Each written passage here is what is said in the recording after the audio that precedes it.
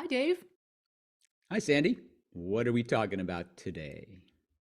Today we are talking about the new credentialing exam from the International Coaching Federation, or ICF.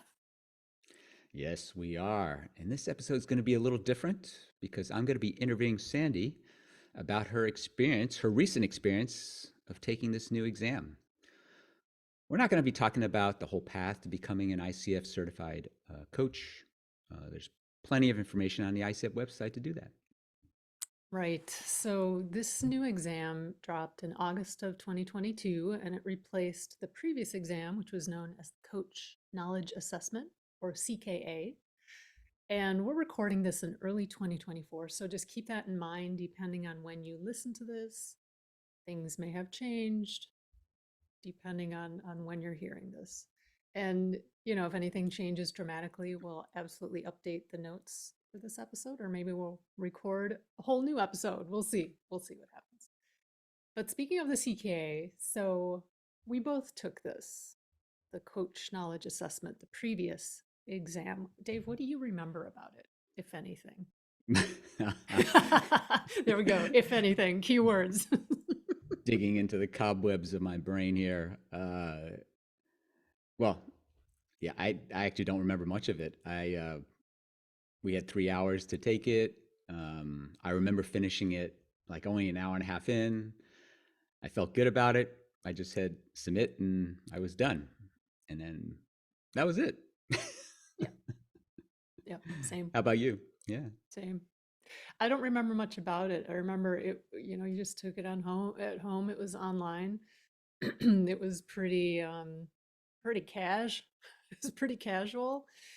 It was sort of on the honor system that you wouldn't cheat, but you could look stuff up. You could have stuff out if you needed that. I don't remember if I did.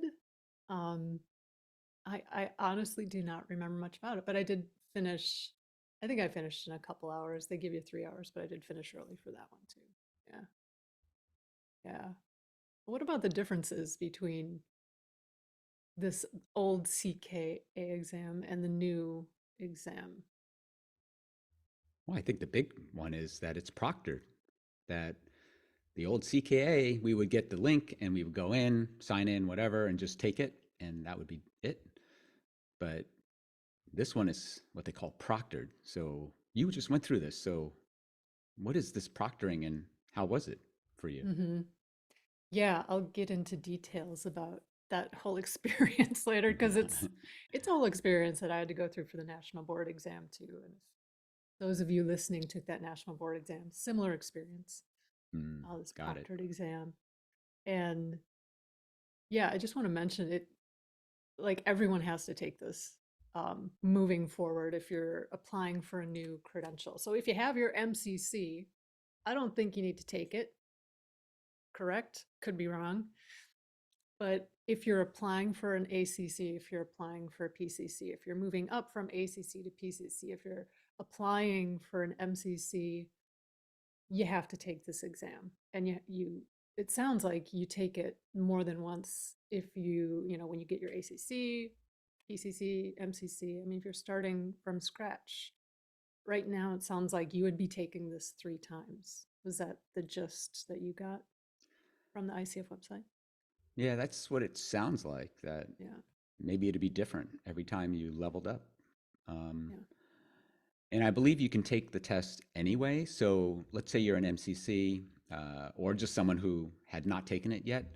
You might opt to actually take the test, which you can do separately out of a credentialing process, because you might want to teach and mentor coaches on how to take the test. So you might Hmm. want to go in and take that test right now, even if you don't are not leveling up to the next level of credentialing.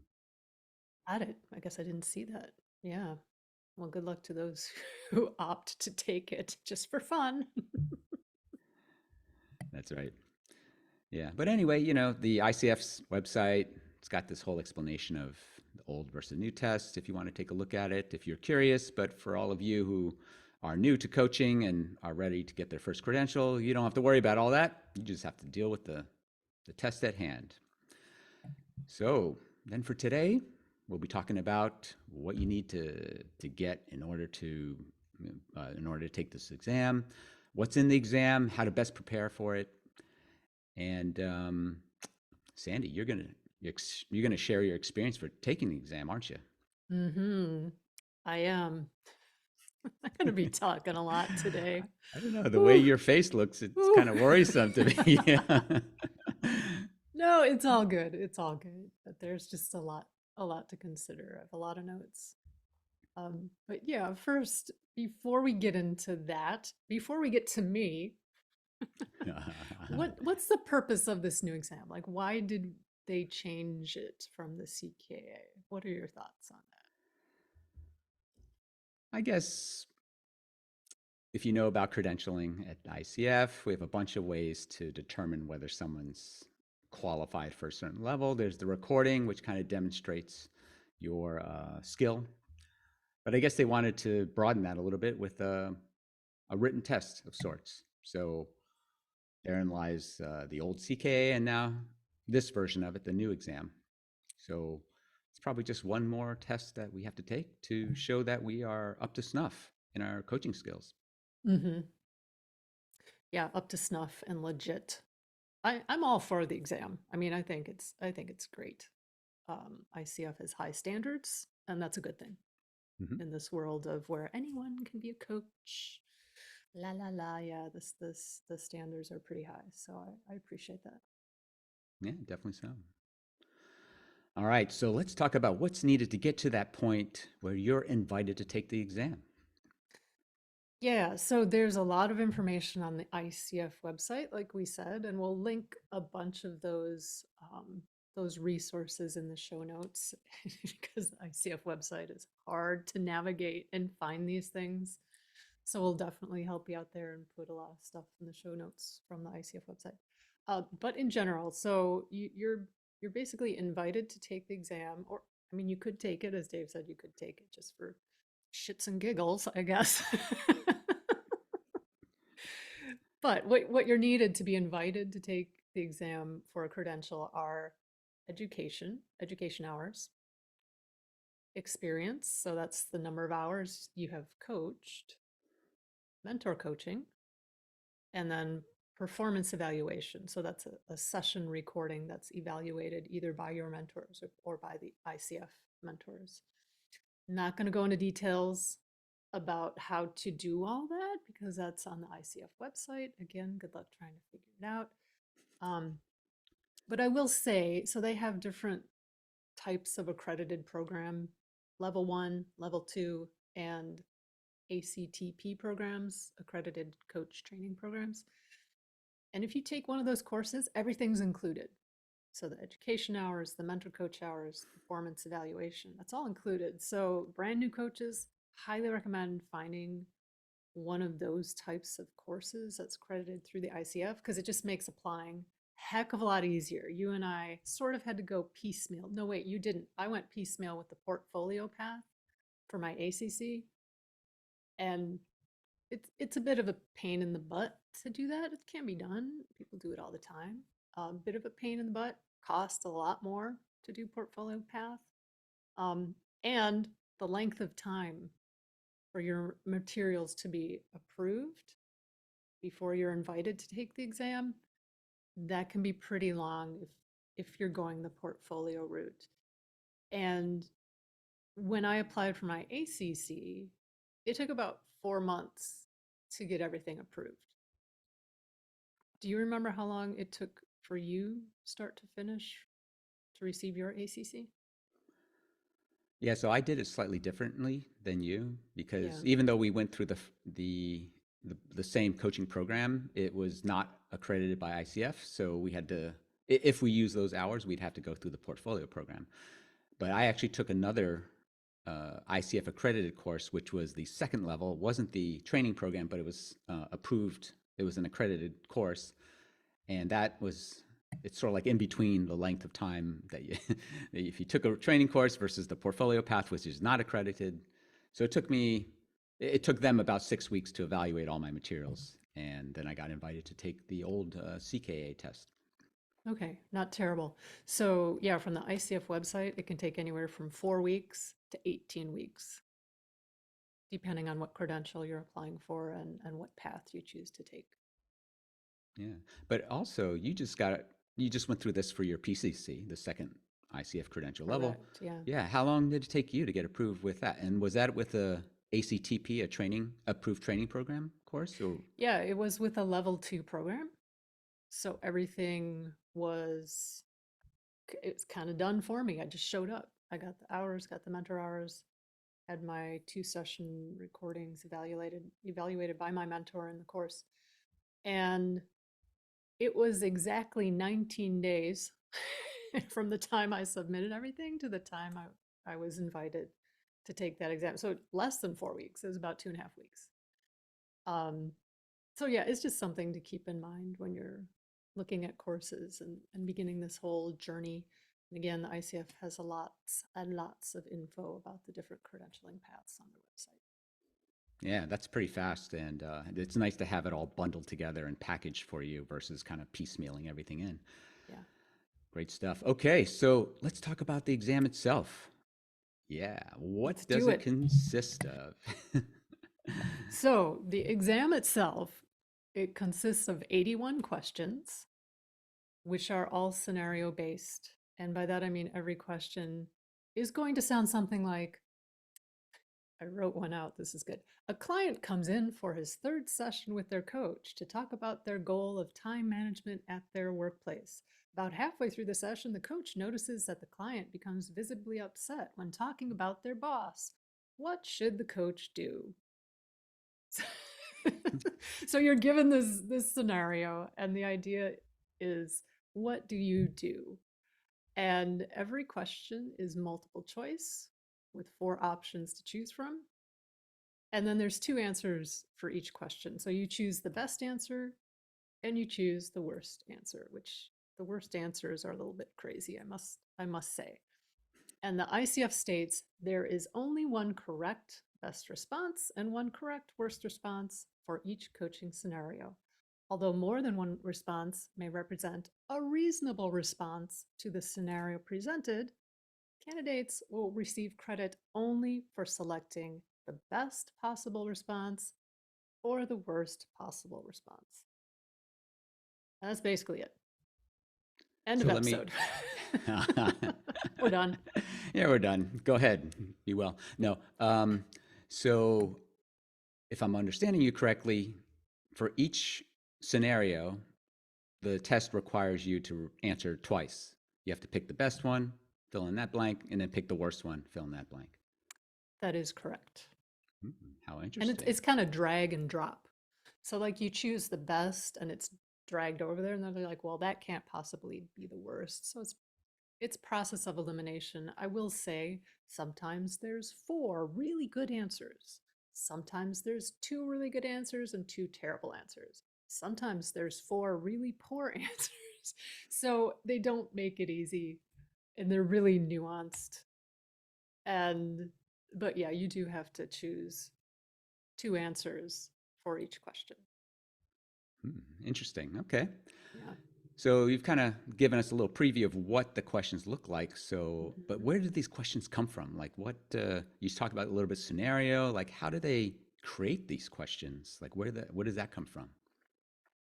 Yeah, so the exam covers 4 broad coaching domains, and these are set forth by the ICF, and those domains are foundation, co-creating the relationship, communicating effectively, and cultivating learning and growth. And then within those 4 domains are the 8 competencies that we know and love. And the questions are supposedly, supposedly, as Joey Tribbiani would say, supposedly, they're spread out pretty evenly here over the competencies. So you'll have 12 to 13% of the questions in each of the 8 competencies demonstrates ethical practice, embodies a coaching mindset, establishes and maintains agreements, cultivates trust and safety, maintains presence, listens actively, evokes awareness, and facilitates client growth. Yeah. That sounds like a lot to keep in mind. What do you Yeah. think?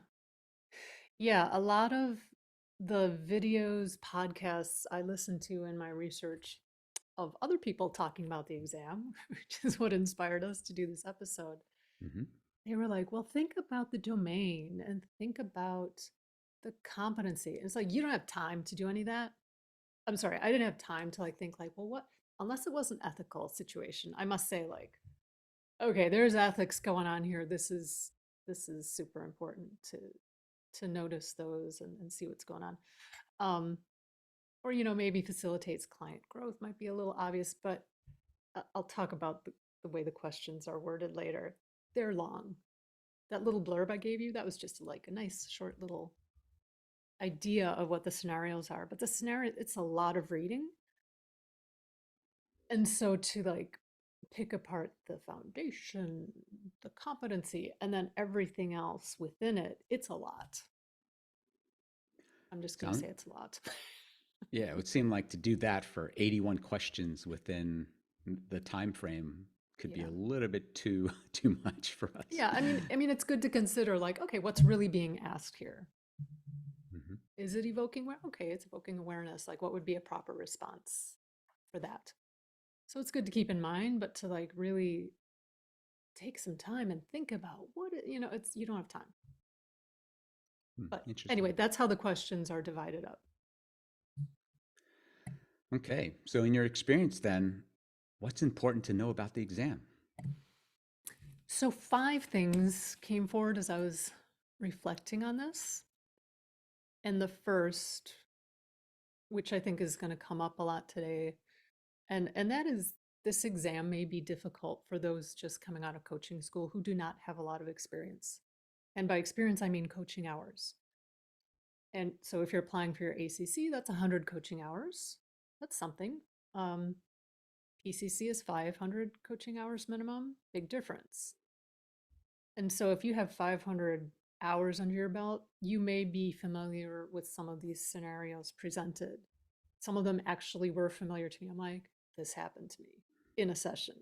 Okay, I've got this one, if you're a brand new coach, you may not have those realizations. Be like, oh yeah, okay, this I know what this is. Um, Yeah, so that's a good yeah, go point. ahead. If you haven't been out there for very long, which is the people who haven't been credentialed at all, Hmm. um, I thought I heard a rumor that they might be creating a special test for those that are newly credentialing as ACC. Have you heard that too? Yes. So we're recording this in January of 2024. And I'm guessing, I don't know for sure, but I'm guessing there maybe were some concerns and complaints about this idea that new coaches may not understand these scenarios. So it's maybe a bit unfair to ask them to complete this exam. So what the ICF is doing right now in January and February of 2024, they are running a pilot exam, which is not scenario based, it's knowledge based. So it is about the competencies, the domains, the ethics, like the stuff you learn if you're just coming out of coaching school, you'll know that stuff hopefully. And so that's what this pilot exam is like. And the results are coming out in May of 2024. So, yeah, it'll be interesting to see what happens. So maybe there will be two exams, moving forward to choose from. Yeah, I'm wondering if some of the newer coaches might even want to wait till May or the second half of this year to go for ACC. It's a You may good find point. that the test could be easier It's a good if you point. did. Yeah, yeah, I think, and I forget how long it was when we found out if we passed the CKA or not after taking it. I don't know if it was Um, immediate. for me, I think it was less than a week. I got an email Okay. saying, "Oh, I passed." Yeah. Yeah, so people taking the pilot exam now, I don't think they find out until May. That was my Mm. understanding. So, there's a few months wait there to see if you passed. And then, who knows how long it's going to take for the ICF to implement a second exam if that's what they decide to do. So, yeah, if you want to wait, then maybe that's an option. Yeah, definitely so. So, what else might be important to know about the exam? Yeah. So, second thing is that there are a lot of business scenarios, corporate executive type scenarios. And often in those scenarios, there's a third party or a sponsor who's paying for the coaching. Sometimes there might be a scenario where there's an internal coach meaning you are employed by the company coaching other employees. So you need to understand how these contracts work in a corporate setting. And if you're coming from, say a health coach background, recovery coach type background, life coaching where maybe you're not in that executive corporate environment, these questions might prove to be a little challenging. Interesting. Although I guess I've met a lot of coaches I've met are actually in that kind of business, company, employee, workplace kind of coaching scenario. So I wonder if that's why they've decided to make a lot of the questions towards that kind of area. Yeah, I'm not sure, but the ICF has lots of great information about sponsors, third parties. So definitely look at those resources and check those out. Hmm. Interesting. So, Yeah. what else? Yeah. Anything else? So I mentioned this already. The scenarios were really hard to read, not just that they were long, but sometimes there's a coach. Well, there's always a coach. There's a coach, there's a client. Sometimes there's a sponsor, a boss, a manager, a spouse, a child, a family, and they don't use names, they don't use pronouns. They say they, their. So you have to be really careful reading each scenario, and it took me a lot of took me a lot of focus to like keep all the parties straight. It was a little confusing, if I'm being honest. Maybe not confusing, just tiring. So, yeah. Any thoughts on that? Well, I would say that any big block of text that if it wasn't formatted nicely, right, just trying to get through it is just super tough. And then if they're flipping pronouns improperly, probably, Right. that could be really tough. I mean, why not just say coach says this, client says that, coach this, then client that, something like that Hmm. would be a lot easier. Hmm. Yeah, they were a little difficult to read. And, these days, people's attention spans are short. And it's suggested, like, if you're writing a post on social media or on a blog, you make them short sentences, paragraphs, just you break it up a lot. They're not broken up. It's just big chunk paragraph. And yeah, be a little confusing. So the fourth thing about this exam is that the answers are really, really, really nuanced. I sort of referred to this above, and that there might be four really good answers. There might be four really bad answers. So nuance is definitely the word of the day here. Yeah, that seems even different than the old CKA because I vaguely remember that sometimes I would get to maybe two that I would have problems with. Maybe I couldn't figure out, well, could it be this one or the other one? But man, if there's four here per question, that could make things really tough. Hmm. Nuance. Nuance. So the fifth thing I found that uh, it was finding the best answer was a little easier than finding that worst answer for whatever reason. Like the best answer seemed to make sense. It's like, okay, I get this. And then the worst answer is like, I don't know. And in my research, I was not alone in thinking this. A lot of people agreed that finding the worst answer was a little trickier than finding the best option. That makes me wonder, did you find any commonality in what kind of worst answer there was? It would seem like, for instance, an obvious ethics violation would be a big deal, especially for ICF because they're really big on that. Um, so were a lot of them, say, ethics violations, or did you find other types of really poor responses, if you can remember? Yeah, I think violation is the key word there. So you're looking for the best answers that demonstrate the competencies, and the worst answers usually violate them in some way. And I'm going through the PCC marker training right now, which is, it's like 40 hours of a deep dive into the PCC markers. And I'm doing that so I can be a better mentor coach. And man, and a friend of ours mentioned this too. We both wish we had this before taking the exam, because you see the subtleties. And looking back, I'm like, I remember that one exam answer, and it was subtle, but it was a violation of marker 5.5, or whatever. Um, so yeah, did I answer your question? What was your question? I forgot. Told you I've no, been you're talking a answering lot great. today. It's like it makes me want to take the PCC marker training, but I can't because I'm not Yeah. PCC. But the I was curious about was did you notice any commonalities in the worst answers, if you can recall? Ethics violations are it would seem to be an obvious one, but did you find any other ones that were common too? Yeah, I think we'll get to that later in when I offer things to look for the best and the worst answers, because there are some themes that come through. Cool. And Okay, maybe let's we'll save that. parking lot that. Yeah. Sounds good.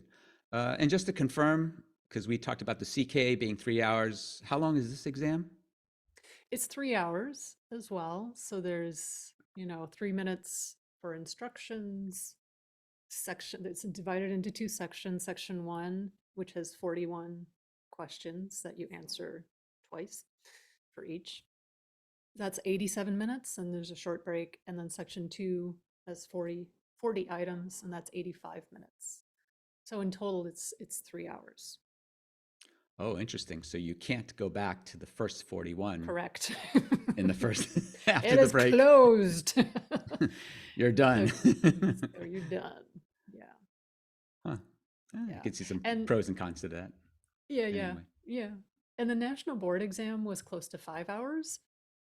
This is 3 hours. So it was kind of a breeze, if I'm being honest, compared to the national board exam. For those of you who took the national board, you'll be fine. In terms of the time, anyway. Yeah, Yeah. 5 hours would be a long time to be hanging out in that proctored testing room, I Yeah. would think. Yeah. And I think you mentioned that with the CKA, you finished early. So did you finish early for the new tests? I actually needed most of the time. So if you do the math, you have about 2 minutes per question. I would say trust your gut and move on. And you can flag questions. I can't remember if we could do this. There goes my phone. Excuse me 1 second while I mute. Talk amongst yourselves. Okay. I knew I forgot to do something today. Unplug that landline. So yeah, I don't remember if you could flag questions on the CKA, to go back and review, but in this exam you can flag questions. And so yeah, things I was like, I really don't know. I just put a little flag, I moved on. And then in each section, I ended about 30 minutes early. And so I went back, that first section, I went back, I got through all the flag questions. I think I ended that section maybe 5 minutes early, 10 minutes early. I was pretty confident. I was like, okay, I got through all of them. Wasn't completely sure about some of my answers, but I got through them. And the second section, I will say, I felt like the second section was a lot harder than the first section. Don't know why.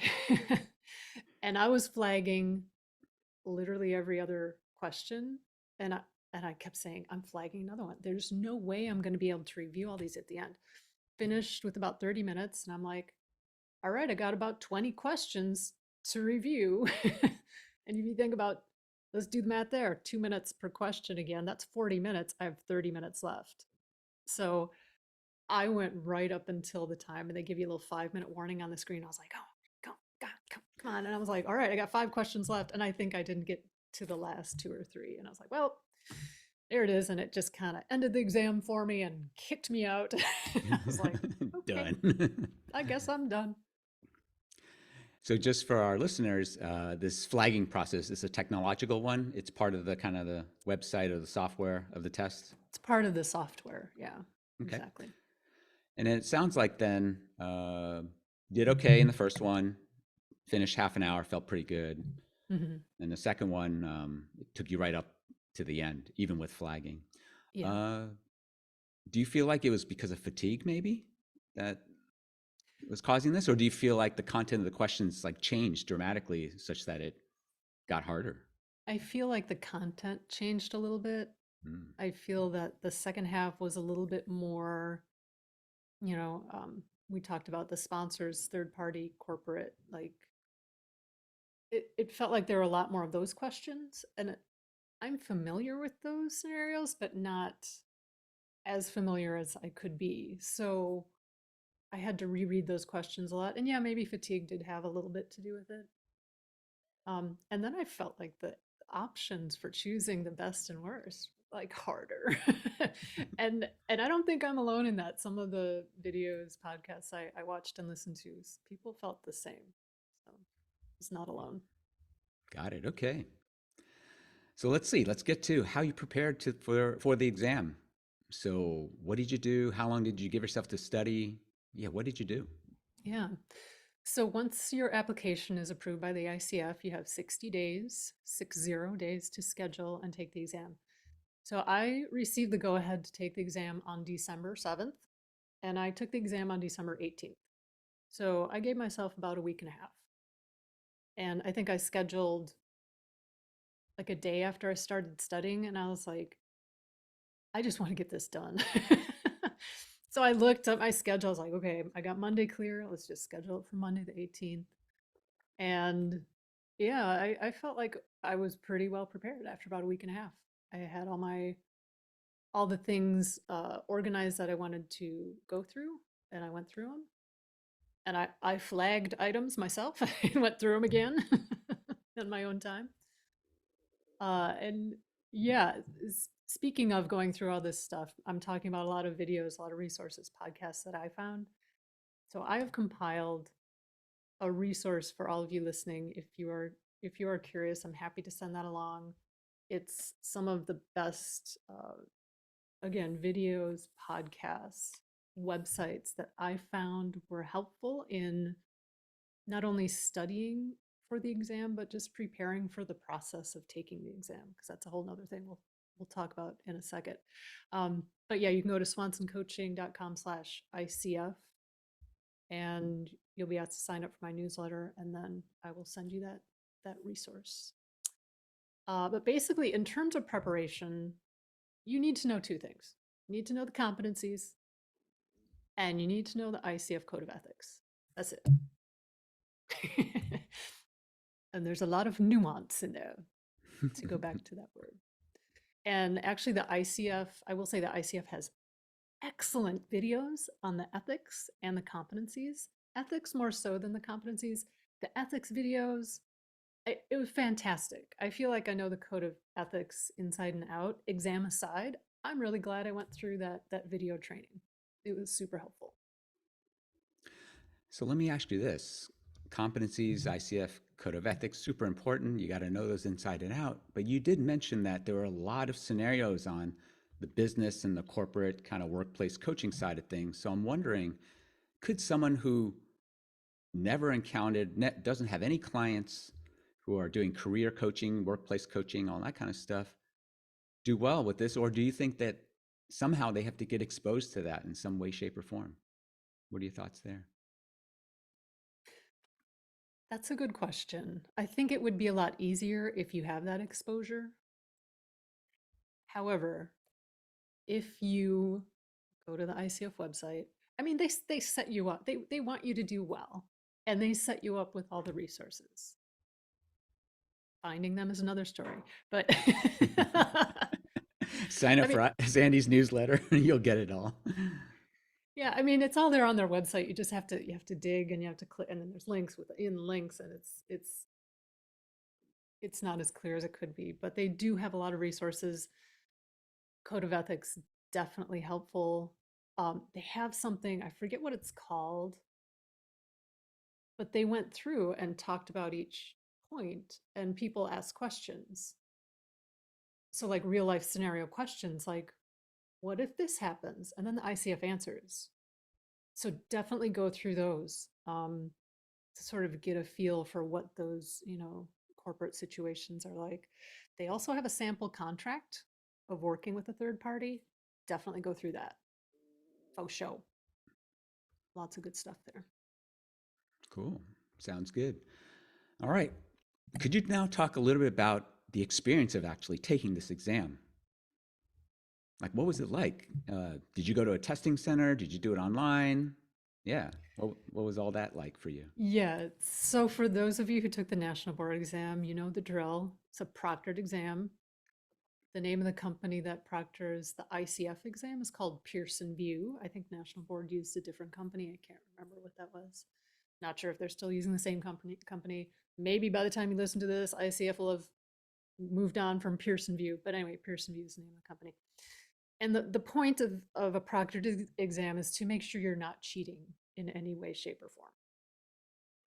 And so if you're going to a testing center, and this is my experience with the national board because I did take the ICF exam at home, which we'll talk about in a second. So if you're going to a testing center, you're given a secure locker to hold all of your belongings. You can't wear watches or jewelry. You can't wear jackets or hoodies. You have to show your pockets front and back. Like you have to put your hands in your pocket and make sure there's nothing hiding in there. You have to go, and scoop out anything that's in there. You might show your ears to make sure you don't have any devices in there. You have to show your glasses. They inspect your glasses. You have to show your sleeves and your arms. So they see you don't have anything hiding up your sleeve or written on your hands. They, so when I took the board exam, I took along a pair of blue blockers that fit over my glasses. I don't have them here, but those big, honking blue blocker glasses. And they only let me take in one pair of glasses.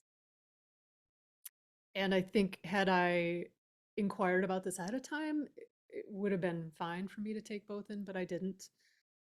And so I took in the blue blockers because I didn't want to be fatigued staring at that screen for 5 hours. And they didn't give me my glasses back during the break, so I had to kind of fumble my way to the bathroom and hopefully choose the right door.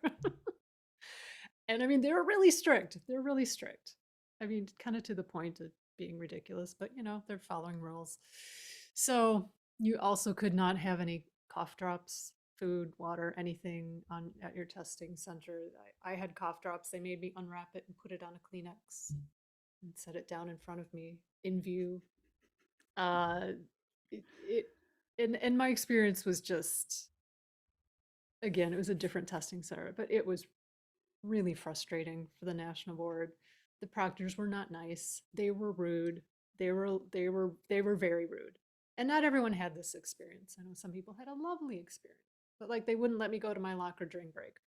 Some friends were like, "Oh yeah, well I could go to my locker and have a snack." I'm like, "Well, so the consistencies across the board were that they weren't there, so it was frustrating." Um, Yeah, that also had going back to glasses. If you have needs, if you need hearing aids, glasses, medical equipment, there's approved lists. They call them comfort aids. You're allowed to take certain things in. If you need something that's not on the list, you request and see if they approve it. And I invite everyone, if you have those needs, request well in advance to get those approved.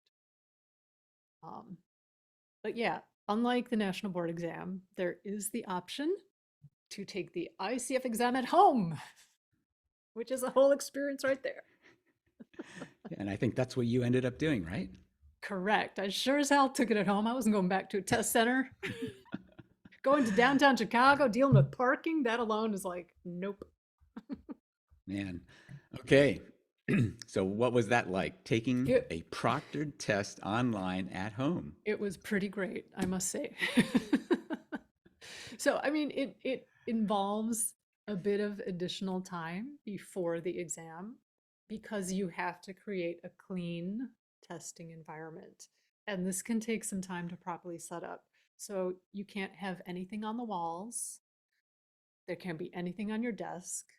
Uh, so, I spent the previous evening, I spent a couple hours taking all, I mean, I basically sat here where I am in my living room. So I took everything down off the walls in front of me. I have a bookcase here, bookcase here. I covered those with sheets. I took everything off this little thing up there, just all the, a couple of vases and dishes I have up there. Um, I just moved everything back there, and then I put a garment rack behind me with another sheet. So I was just surrounded by nothingness. And yeah, they didn't want anything distracting. They didn't want any writing, any words that could potentially, be like cheating. Um, So you yeah, did all that, yeah. and then comes testing time. You what? Spin your computer around to show that you've enclosed yourself in this big white sheeted box kind of thing. So, yeah, so, well, yeah, let me jump ahead to what it's like the day of the exam. Oh, sorry. Go ahead. Keep Yeah, going. yeah, I because, had to ask. It's such an yep, industry image yeah, yeah. of this. So yeah, so the day of the exam, well, one other thing before you get to the day exam, Yeah, totally. it's advised to do a tech test to make sure your computer can handle the app. So you download the OnView app, it's a testing app, and it basically takes over your computer. So you can't have anything else open. Kind of creepy, right? No, you can't have anything else open while the app is running. Although my blue blocker, my Flux blocker was could run, so I was pleased. My screen was nice and yellow and non-fatiguing for the test, so that was nice. But they want to make sure your computer can handle it, and you need a good microphone, a good camera, and proper software. So invite everyone. You can do that, as soon as you schedule the test. They'll send you a link like, do this tech test. Don't wait until the last minute to do it. So then, yeah, so then the day of the exam, you check in about 30 minutes before your exam start time. You're given a link, you click that link, you check in. And then you have a code sent to your phone. So I don't know what happens if you don't have a smartphone. I've been curious about this. But so you have a code sent to your phone and you open that up, that opens up the testing app and directs you through the check-in process. And this entails taking a lot of pictures. So you take a selfie, make sure it's you. You take a picture of your ID, your government issued photo ID, front and back. You take a picture of what's in front of you, behind you, to both sides, and then of your desk. And you upload all of that, and then you're put into the queue. And then you put your phone out of reach. And here's the weird thing. They want it out of reach, but on in case they need to contact you and the chat doesn't work. So I'm like, well, how are you? I don't want to be disturbed by my phone going off. So how will I know if it's you calling? It's very strange. But I mean, I get it, I guess. So I put my phone way over there, but I kind of set it up so I could see if it was lighting up. It was a distraction, but I blocked it out. Um, so yeah, then you're put into a queue and you wait. And I was number 60 in the queue, 60. I was like, well, it's going to take some time. And it actually only took about 10 or 15 minutes. It went pretty fast. Um, and what else do I have to say about this? Yeah, then, Question about the yeah, queue. yeah. What are they waiting for? Is it someone who looks at you through the camera while you're taking the test? Then, like, what is it waiting for?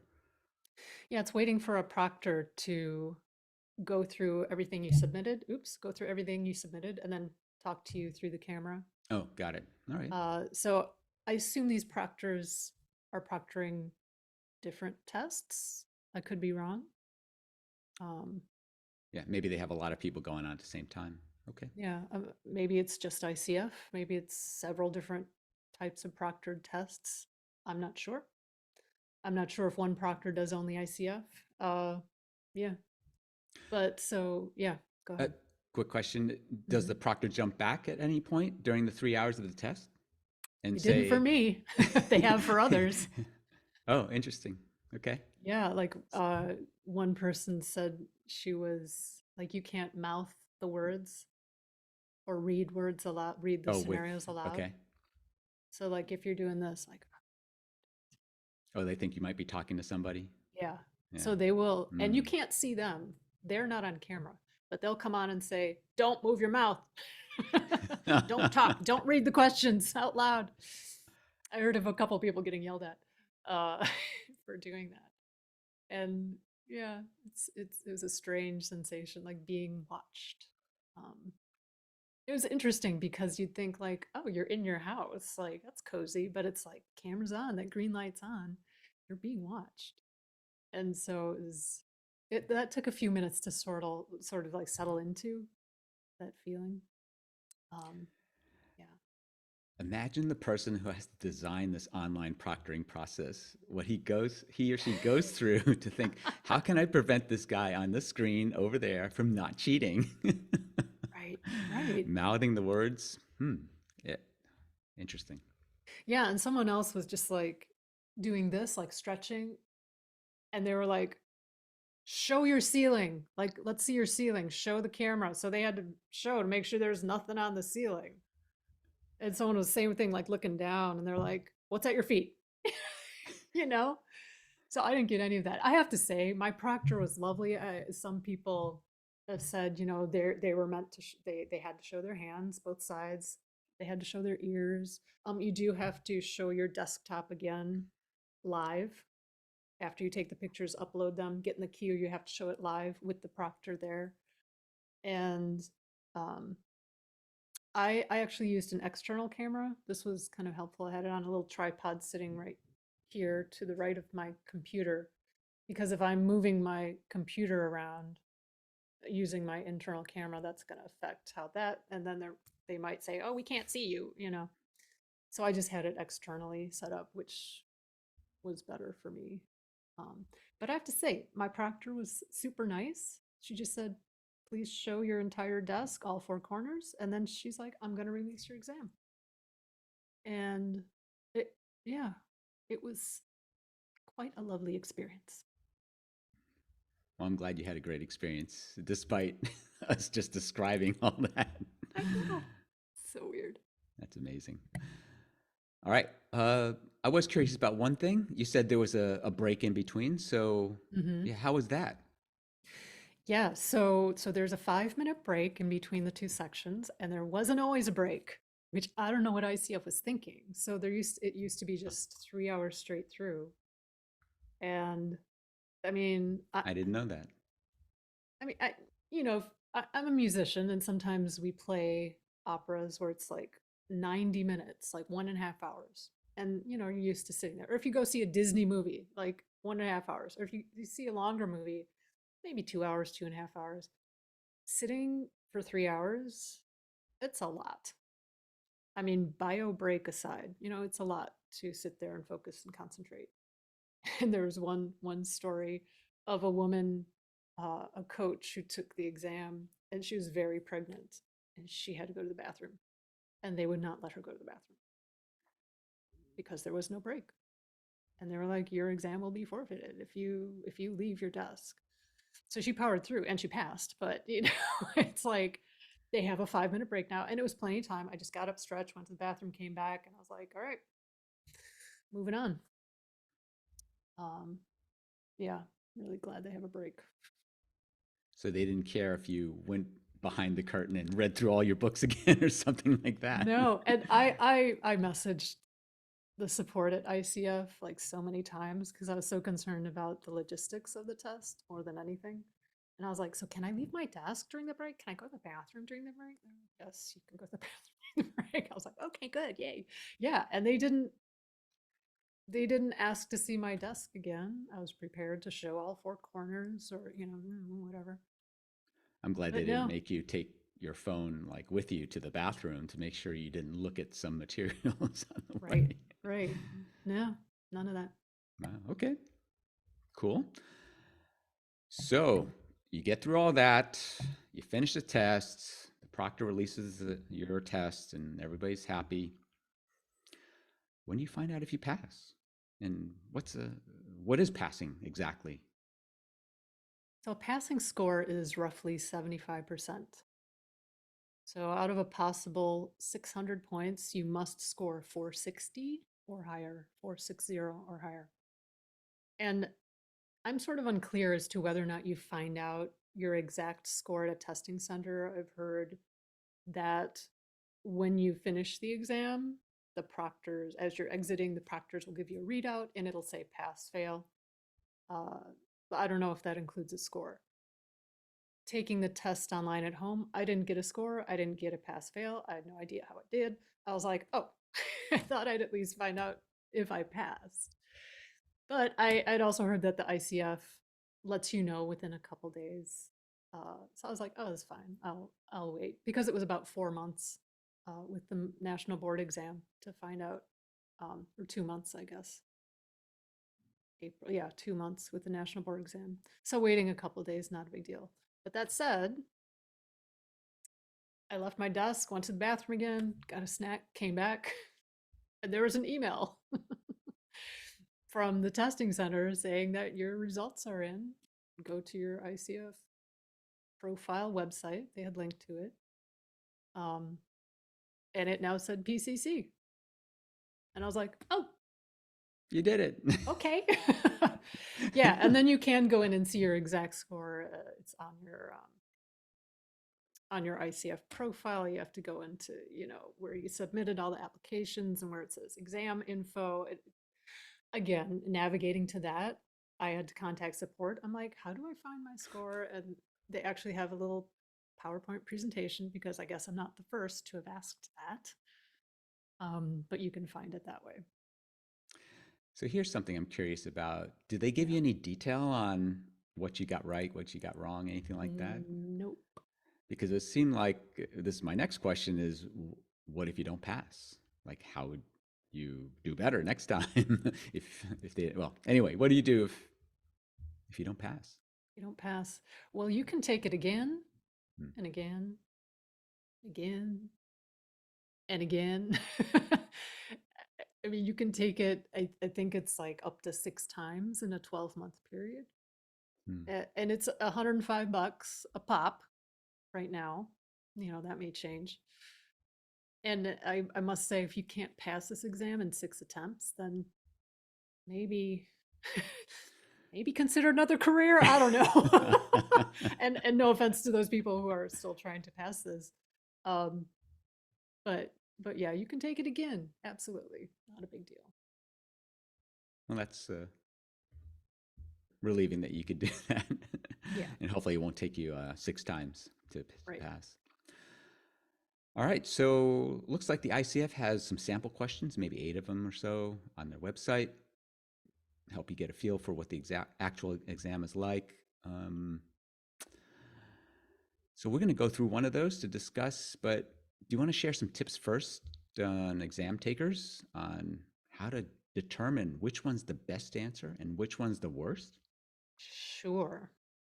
So, yeah, from all my research and studying for this exam, a lot of the same thoughts kept coming through from what others have said about the best and worst answers, and I would agree.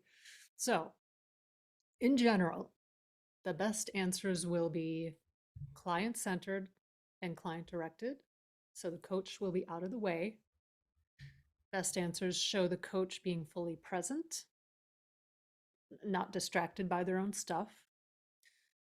They will acknowledge emotions or anything else the client brings forward. And I will say a lot of the answers actually have the word acknowledge in them. Doesn't mean they're the right answer, but many of the best answers seem to favor this word. Best answers will use the client's language. So think metaphors. If there's a metaphor in that scenario, remember that. Best answers show a curious coach. So the more open and curious the coach, the better. And curious about the person, so the who, as well as the situation, the what. Yeah. Best answers also ask, ask or invite the client in instead of telling or advising. So asking about an emotion, asking permission, asking if the client wants to explore more. Something I've noticed that pausing is good. So big if, it is in the client's best interest, not the coach's best interest. Keep in mind ethics. So there will be transparency in the best answers, conflicts of interest, ethics. So when in doubt, be transparent. Look for those transparent answers. And the last thing that best answers have is that they will demonstrate self-awareness of the coach. So they're looking for a coach who is free of judgments, assumptions, and biases. So any thoughts on those before we move on to the worst answers? No, only it just sounds like all the competencies that you talked about. Hmm. Just Sounds really like good, great coach behaviors. exactly, exactly. Yep. So the worst answers are basically the opposite. So not acknowledging what the client is saying or experiencing, not acknowledging or addressing or dismissing things like emotions. The worst answers are coach centered, coach directed. Thinking about ethics, if the coach is not transparent, probably not a good answer. If there are assumptions from the coach, say about emotions, probably not the best answer. The worst answers may be transactional and problem focused. So here we're ignoring the person or the who.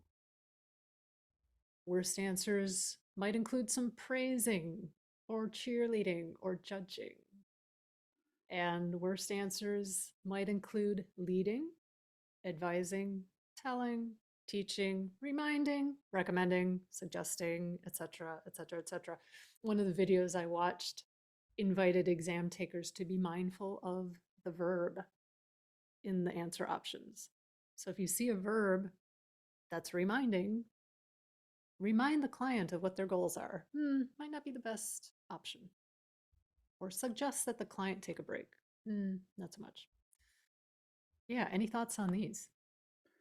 Yeah, one came to mind that you talked about, and that was the transactional nature as a potential worst answer.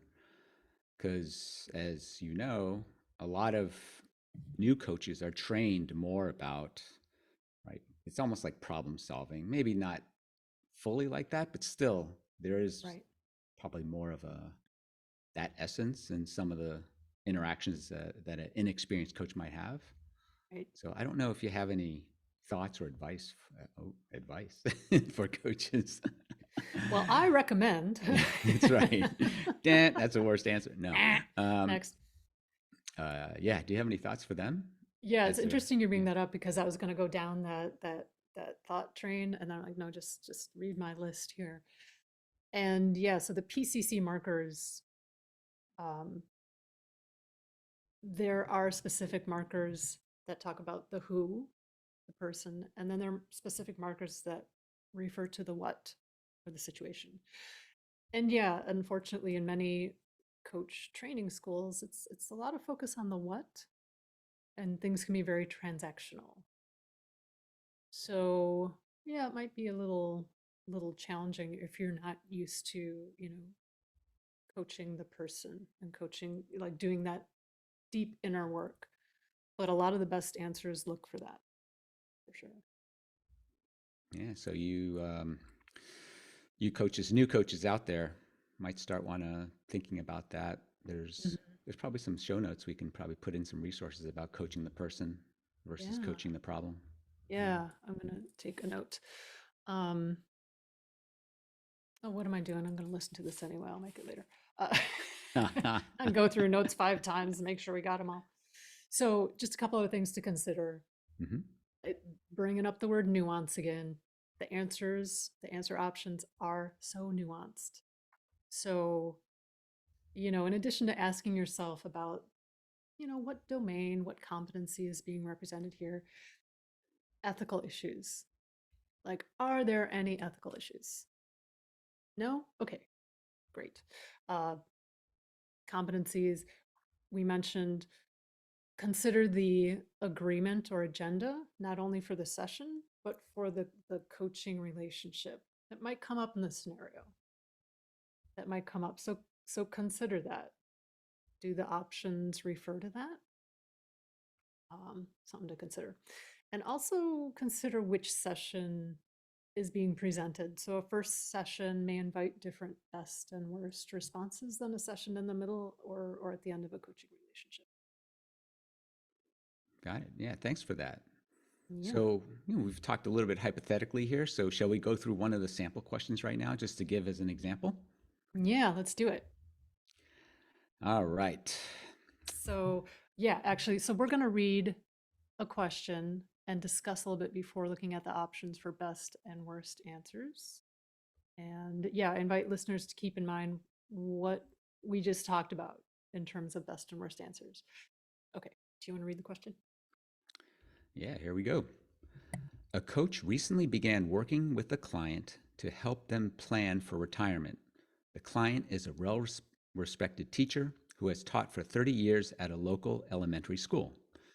The client consistently arrives highly prepared and organized for coaching sessions, routinely reporting progress between sessions, and identifying specific topics to focus on during coaching conversations. The client shares they are looking forward to retirement, but they discuss their retirement plans in a very matter of fact way. During the current session, the client shares that they have 2 weeks left before their retirement begins. They would like to focus on a few remaining plans they need to make. Suddenly, the client begins to cry and says, I've spent half my life at this school. I adore my students, and my colleagues are my best friends. I can't imagine what my life is going to be like when I no longer walk through the front doors of the school each morning. What should the coach do? Hmm. So what's coming up for me right away is this show of emotion.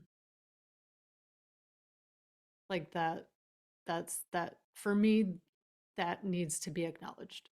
And there's that word acknowledge. Yep, I agree. I see and maybe I even emphasize that. Maybe that's a technique is as you're reading Yeah. these through, right? Give Well, you emotion can't to read them the, out loud though. yeah. Oh yeah. Don't move your mouth when you're doing this.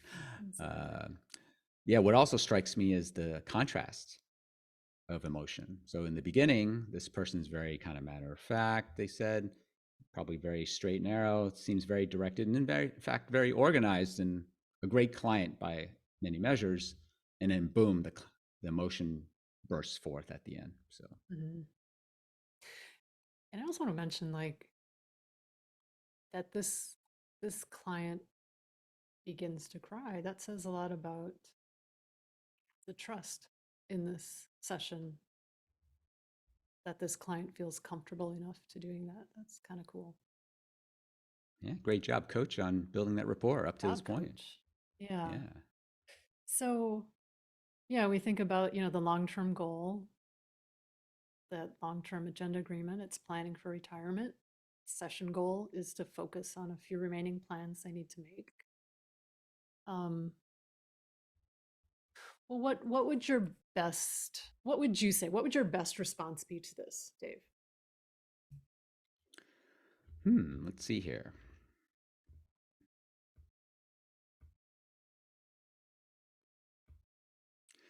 Maybe something like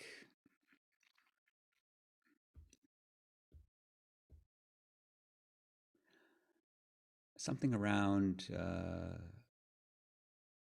this would be the question. The reflection's already there, probably there, but it would be something like, so I'm seeing a lot of emotion behind you leaving and retiring from this school.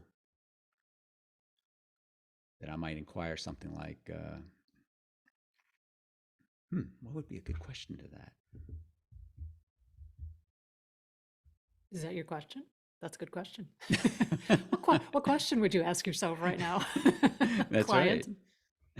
That's a good one, yeah. Yeah, yeah. Or what's coming up for you, or what's Hmm. causing all this emotion to come forth at this moment of retirement. Yeah, I think it's interesting we're both honing in on the emotion. I think my response is similar. Like I'm noticing a lot of emotion coming up. And then maybe even something as simple as what are you noticing? Oh, I like that. Yeah. But is that well, I mean it's a good open question.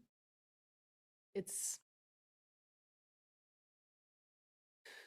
well, let's leave that because we could talk about this for a long time. Hmm. But what do you think the worst response would be? Like what do you think and a horrible response to this client would be?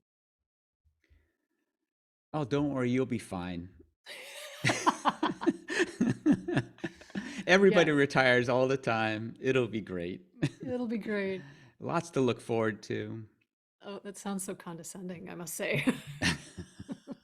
Patronizing. think of all the Yeah. great time you'll have after leaving a school that, with all, we could describe all the negative things of students and all this stuff. So there's a Well, little bit of telling the client what to do there, which is not a good thing. yeah, and we're making assumptions on what this person's going through, right? That Mm-hmm. maybe they are really looking forward towards retirement because that's what they told us they wanted.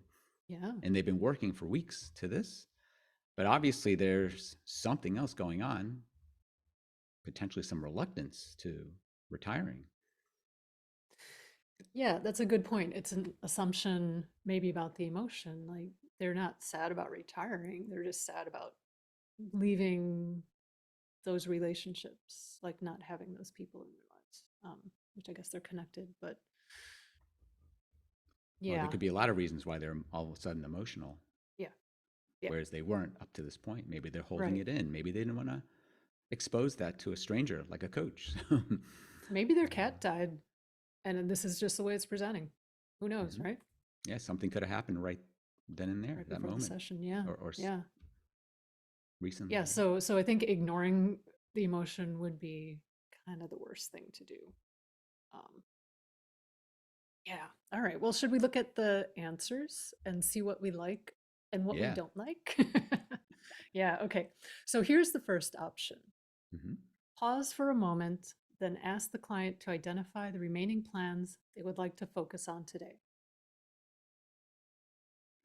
How do you want to do this? Do you want to say, do you want us to pick the best or the worst here? Well, let's discuss each one first. Is that okay? Yep, that sounds good. So for me, like the pause, like I like pausing,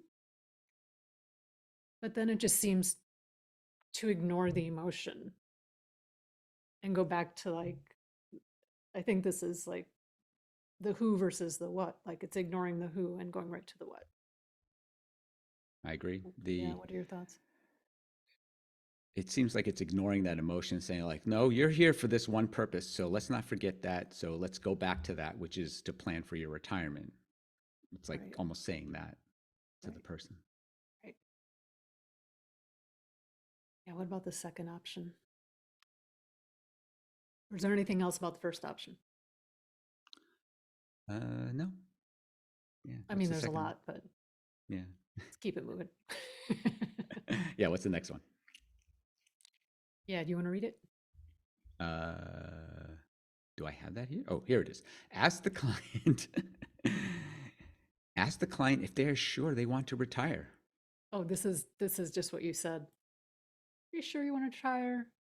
Retirement, well, it's kind of like what you said. I mean, number one, Mhm. it's a closed question. Not a terrible thing, but it's closed. It ignores the emotion. But I mean,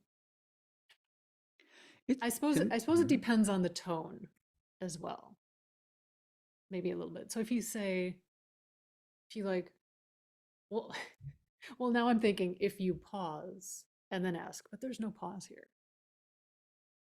So I I think would you're bringing up pause. a good test taking point here, which is look at the response and don't try to throw anything else in there because that can Yes, trip you up, right? Let's say that's a you good point. assumed, oh, yeah, I would pause and then I would reflect and then I would ask this. Well, your answer is not the answer That's not here. the answer. That's not the ICF answer. That's Yeah, an excellent point because I would be like, hmm, well, are you sure you want to retire? But there's a pause there, so there's no pause here. Um, yeah. To me, yeah, there's no specific pause. To me, it would seem like we should just take this as this is exactly what you just do right after the client says what they did. And so I might say, I wouldn't be acknowledging the emotion. I don't even have a reflection here. I just go, oh, are you sure you want to retire? so this is pretty terrible. I think we're in agreement. Yeah. All right. But we haven't tried to pick the worst yet. We're just going through them. Okay, here's the third option. Acknowledge that retirement is a significant life transition and that emotional responses are normal. Hmm. Well, it's not terrible, but it feels a little like parental almost, like teaching kind of. Feels I don't like it's know. that normalizing thing that oftentimes True. coach classes training might talk about. So there's a little Yeah. bit of that there. It might be helpful. Well, it's also assuming that the emotional response is to retirement. Hmm. So there's a coach That's an assumption in assumption. there. Again, what if the client's cat just died yesterday? Yeah. We don't know. So there's an assumption there. Also, it's making the assumption that this is a significant life transition. Maybe it is not significant to a Yeah, certain true. person. True, true. Hmm. All right. What's the fourth option?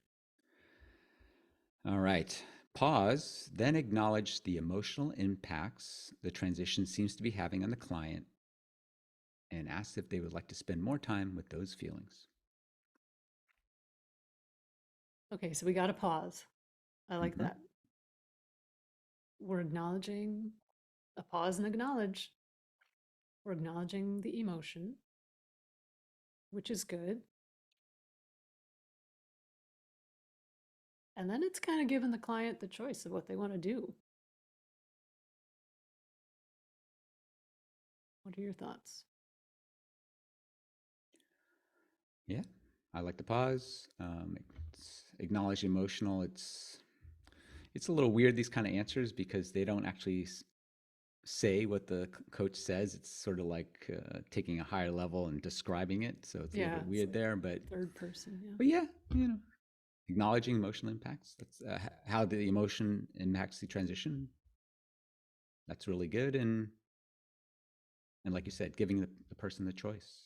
Do they want to continue talking about planning, or they want to, dive into the emotions, what's coming up right now?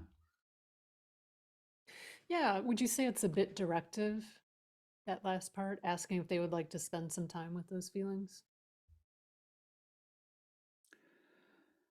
It could. I mean, there's so many ways of responding. It would say like, would you like to explore that more, or or how would you like to explore those, or what's the relationship between these emotions and I don't know. There could be potentially a bunch of ways to respond to that. And it's sort of, I mean, you're right about the way it's worded from like a third person kind of like, Hmm. do you want to spend more time with those feelings? It's a closed question. Yeah. Or maybe they said, what are your thoughts on spending some more time with those feelings? But it doesn't really say how they ask. Anyway, all right, we could be here all day. And I do have a session in 15 minutes. Let's By the keep way, moving. yeah, let's keep moving. All right, so shall we see what option is the best for this scenario? Yeah, let's do it quickly. All right, so number 4 is the best, and that is the pause, then acknowledge the emotional impacts the transition seem to be having on the client, and ask if they would like to spend some time with those feelings. So yeah, addresses the emotion, has the pause and acknowledgement of the emotion, doesn't say what the emotion is, just notices. So it's not diagnostic, it's not saying like what's normal or what's not. Um, yeah, client led. All right. What about Okay, the which one's worst? which one's the Yeah. worst? Okay, so the worst one was number 1. Pause for a moment, then ask the client to identify the remaining plans they would like to focus on today. Yeah, this was pretty bad. And as I'm looking at it,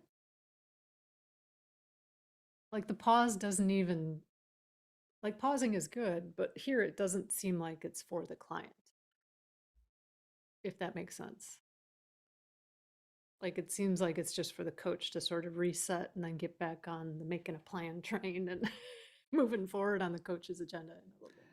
Yeah, maybe it's the coach that needs a little bit of shock recovery of the emotions showing up and Yeah, is trying to escape by going back to the plans. yeah. Mhm. All right. Well, I mean, you're not going to have time to do all of this during the exam. Um, but yeah, I invite you all to check out the rest of the sample questions on the ICF website. Think about all aspects of the scenario and the answers.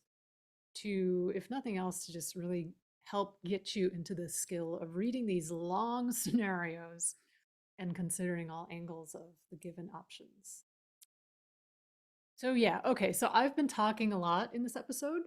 Do you have any thoughts or questions on what I just offered, or anything else for that Yeah, matter, maybe Dave? one last question, which is if you went through ICF accredited coach training of some sort, learned the competencies, been out there coaching for a while, it would seem like this test would just be a no-brainer. All this stuff would Hmm. just be easy. But yet everyone stresses over this test. So what do you feel like are the biggest barriers to successfully getting through this test and passing it? Yeah. Yeah, two things come up. And the one we mentioned a few times, the lack of experience. So, really study those competencies and the code of ethics, study the practice questions. And I mentioned, you know, before, and you had asked this in our doc when we were creating notes for this episode. There are exam prep classes out there. Are they necessary? I don't know. It depends. If you're really unsure about your coaching and you lack confidence in your skills, yeah, maybe taking an exam prep class would help. And there are many out there. Just do a Google search; they'll pop right up. And I actually hope to be teaching one in the future too. So I'll keep you posted on that. Um, is the exam prep class a replacement for experience? I don't know. I don't think so. But your mileage may vary, as they say. And the other barrier I'm thinking of is the pressure that we put on ourselves to succeed. And the thing to remember here is that you've made it this far. Like, you were invited to take this exam, which means you have the training, you have the coaching hours, you have the mentor coaching hours. You've done the work. So during the test, I invite you to remember that and relax. Remember what you were taught. And if you don't know, you don't know. And if you don't pass, you can take it again. It's really not a big deal. And I watched a video interview of a coach who said she took the exam, not caring if she passed or not, and she failed. And I mean, she just took it to see what it was like, but she learned a lot. She passed on her second attempt with flying colors. Not a big deal. That's an interesting way of studying for the test is just take it Just take it, twice. right? $105. Yeah. So now it's only 210. So what? There you go. How interesting. Well, cool. So any final thoughts on this exam, Sandy? Yeah, and I think this is the most important tidbit I'm going to offer today. And you mentioned this earlier. And it is to keep in mind that the correct answers on this exam are not what you think are the best and the worst answers. The correct answers are what you think the ICF would call the best and worst answers. So you really have to put what you would think aside. That said, if you're thinking like an ICF coach, you know the code of ethics, you know the competencies, you know a little bit about working with sponsors, third parties, you'll do just fine. Yep, totally agree. You got to get into the mindset of the people who created the test in order Exactly. to do well. Yeah. Hmm. But if you studied all that and did well up to this point, like I said, I don't think it should be a problem for most people out there. Yeah. So let's see, we'll leave some resources in the show notes as always, and you can check out Sandy's ICF exam resource on her website. Speaking of which, where can people find you, Sandy? Yeah, they can go to swansoncoaching.com/ICF if they want a copy of my ICF exam prep resource. And where can people find you, Dave? CoachDshen.com. Excellent. Thanks for this lovely interview and letting me talk so much.